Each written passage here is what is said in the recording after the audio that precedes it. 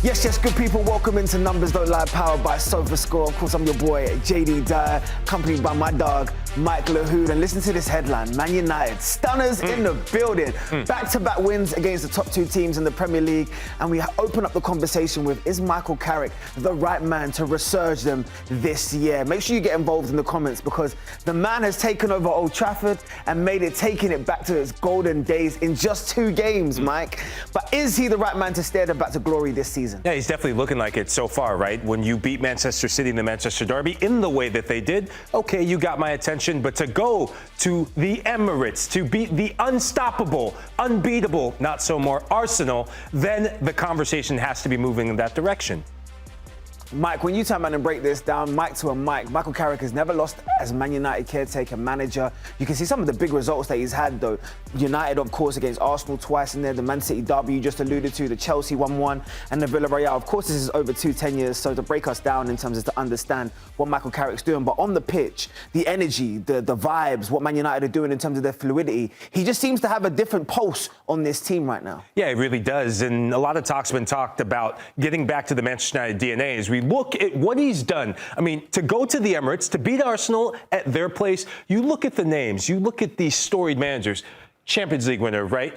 This guy brought Ajax to a Champions League semifinal. Jose Mourinho, Champions League winner. Michael Carrick at the top of that list in terms of rattling the vibes at the Emirates and amongst Arsenal fans, JD? Come on now. I like it. I'm going to give you a little one, too, because that's exactly what Man United were doing within that game. But I want to break it down and just understand, is this the right person to turn around and bring them back to the glory years? Man United have been waiting for a long while. When you say 2015, this has been the managers that have been steering the ship and to say steering it potentially unsuccessfully.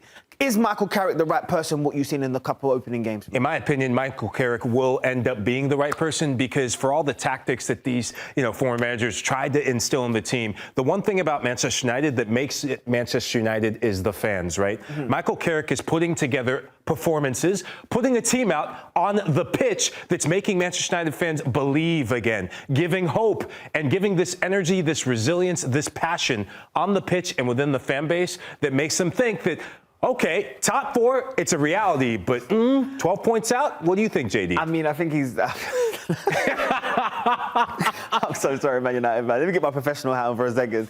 I think the odds are very slim in terms of to put themselves back into the title chase, but it gives you in terms of the right energy and what's being created right now in terms of at Manchester, because there was an element of, I would say, the old Man United there, the fluid round the corner football, the being brave on the front foot, players looking free and fluid in the final third. So there is something that he's doing that's creating an element of chemistry, but I'm going to put it back to you, Lahoud. Is this the right direction? Is this where Man United want to be going? And is top 4 their goal this year now? Yeah, look, we're a numbers show, right? So the football that they're playing, I'm going to bump that percentage up from 1.8 to maybe 10% because that's the sort of football that they played at the Emirates, baby. But let's, jokes aside, we're going to get into the tactics because I love tactics and also love numbers. This is a 19-pass sequence, and this is Arsenal's midfield, and look at the boxes, right? You talk about the fluidity. Patrick Dorgu unlocked, but the key is Bruno Fernandes. Every time Bruno Fernandes gets the ball, look at the space and look at the yardage. 5 yards amongst players in between them. It's almost like they're playing rondo. I remember there's a clip that I saw against City. It was Bruno Fernandes in the middle, and then Arsenal's midfielders also doing the same as Manchester City.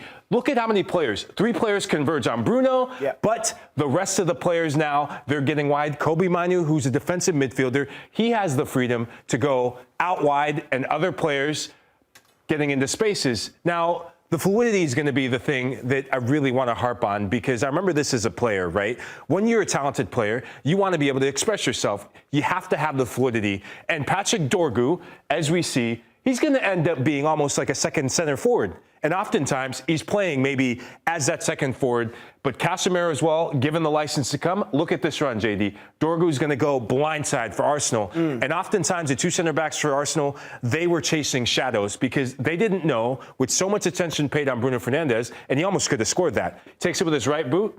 That's a goal. With so much attention on Fernandes, it freed up spaces for the rest of the team to thrive. No, I know you want to talk about the goal, but I want to definitely make hark as we go into the fluidity, because the fluidity, I think, is what Man United have unlocked in these last two games. It makes defenders really difficult in terms of the track. That move that you're talking about from Dorgu not being restricted in terms of the wing position, wanting to come inside and make himself an alternative, his dynamic behaviour, his touch in the final third now, and more importantly, the confidence that's been installed in him I think, has been testament to what Man United's revolution has been over these last two games. But you mentioned one key player. Bruno Fernandes is unlocked. I mean, who thought about it, right? Putting one of the best 10s in world football in the 10 position. I don't know what genius did that, but Michael Carrick seems to have unlocked something within his captain right now, and he seems to be leading from the front. Yeah, look, Bruno also got an assist in this match, and we're going to see the Patrick Dorgu goal, because going back to being connected to Bruno, everything is around Bruno Fernandes, and maybe I didn't break the wall there as I said it. So it's Rondo yet again. I mean, they're bopping the ball around the corner. Declan Rice, Martin Zubamendi, and Martin Odegaard, less said about him, the better in terms of that performance. They didn't know where to go and mark Bruno, and when they committed so many numbers forward, it left space for Dorgu to go. Patrick Dorgu would have never been in this position under Ruben Amorim. He would have been out here, right? And so now you're giving that sense of freedom. It's paying dividends for United. I think when you have to break it down is, and I want to look at Michael Carrick's playing career, this is literally Michael Carrick's whole playing career. The passes around the corner, the short 5-yard passes, the balls around the corner, and also, more importantly, the passing in between the lines to unlock those key players. He was doing it throughout his whole career while he was so successful at Man United. He's now translated that into his footballing style as a coach. And if you really took note on what he did at Middlesbrough, it really doesn't pay any sort of surprises. Yeah, the industry is there in terms of the tackles and the duels and the ball recoveries, but watch Middlesbrough's football. There was a reason why over his tenure they had scored the most amount of goals in the Championship, and when that decided to flounder, of course his tenure decided to flounder. But at the same point, I want to turn man and heart back on the football that he was doing, which was dynamic, which was short, which was quick. It had that speed and it had intention, and that's what I've seen over Man United over these last 180 minutes. I've really seen a difference, right? Because Manchester United were getting exposed in the middle of the park before under Ruben Amorim. When you only have two defensive midfielders, you had Fulham, right? Where Marco Silva said, we knew what to do. We need to just get more numbers in there and we can beat them in transition. Now United, they're flooding and overloading the middle of the park. All the goals just about came from overloads in the middle of the park. Maybe the gift to Mbomo, but it's all about Bruno Fernandes, right? I'm going to say this. When we talk about the best midfielders in the Premier League, the best is not Declan Rice. The best is not Moises Caicedo. The best is Bruno Fernandes. For me, it's Bruno, and then there's everybody else. Yeah, the numbers don't lie, JD. The man is leading the Premier League in assists, right? The man, I'm going to give you this, right? All these numbers here. Bruno Fernandes is the second fastest player in Premier League history to get to 200 goal contributions. The only other player ahead of him, Kevin De Bruyne. You're not saying that about any other midfielder in the Premier League right now. He's world class, and without him, had Manchester United gone through what they're going to go through of selling him, I would just really be afraid to see where the club would be. I won't say that your statement about Bruno Fernandes is wrong, but what I will say is that when you really think about the difference in the freedom that he now has and should have as a number 10, I think it's difficult to compare to the Arsenal midfielder Declan Rice or even the Chelsea midfielder Moises Caicedo. But there was another team that was involved in this game, right? And that is, of course, the Premier League leaders right now in Arsenal. And people are questioning whether or not they have the discipline, whether or not they have the consistency, and more importantly, the mentality to see out this Premier League season. And Man United have upset the apple cart. There's no two ways about it. They've showcased something in terms of a weakness within them. But in order to be a weakness, you have to also identify that they had an element of strength. And Arsenal have built a lot of their strength, of course, on their defensive stability. Now, this record is impressive in its own right. 83 games in terms of not conceding more than 3 goals in over 10 years. That's how long we've been taking these stats back to.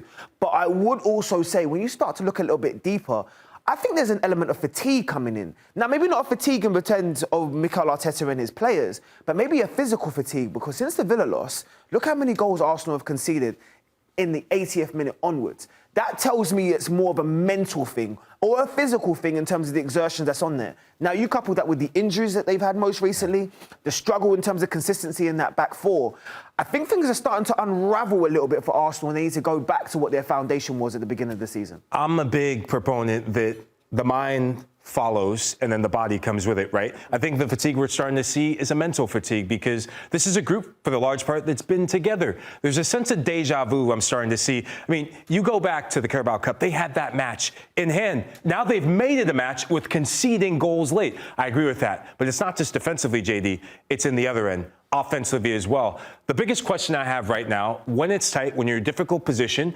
how are the goals and who's going to score the damn goals, JD? I mean, you look at this, it's not good enough. I'm going to give you some background numbers to this. 1 goal in the Premier League from, let's say, the last 11 matches, right? You have Gabriel Martinelli, 1 goal in his last 13 Premier League matches. Not good enough. And the leader within the team since December is own goals. You're going to put more money on own goals if you're Arsenal, if you're trying to bet, than the rest of the team and then these attackers to get goals. See, this is where my teammate decides he wants to be sly, right, and be sensible in terms of breaking it down. Victor Gyökeres, no excuses. In terms of only 1 goal from open play, I can understand that breakdown. Gabriel Jesus has just come back from a long-term injury and has actually looked incredibly sharp since he's come back.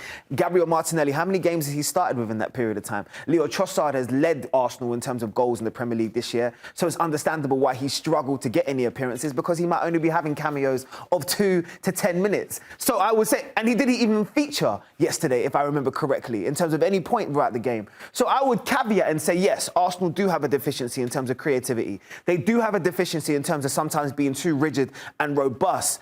But at the same time, understand that when you have components of all goal scorers coming from different avenues, that's not a bad thing, because you've seen the adverse, which is Man City having a world-class striker in Erling Haaland. But when Haaland's not flowing, the rest of the team seems to struggle. I think you have to find a fine balance. There needs to be more from Arsenal, but at the same time, an over-reliance is not a good thing either. Yeah, look, I still have doubts and question marks because until Arsenal show me something different from a leadership standpoint, I mean, right now before the Manchester United game, look at the odds. Over 75% odds to win the Premier League, right? I was buying that. Okay, maybe the Forest match, not their best performance. Liverpool, you could say Liverpool didn't create much of anything, but let's look at what happened after the final whistle and how things changed. I think that 69% is damn generous because we've seen this movie before.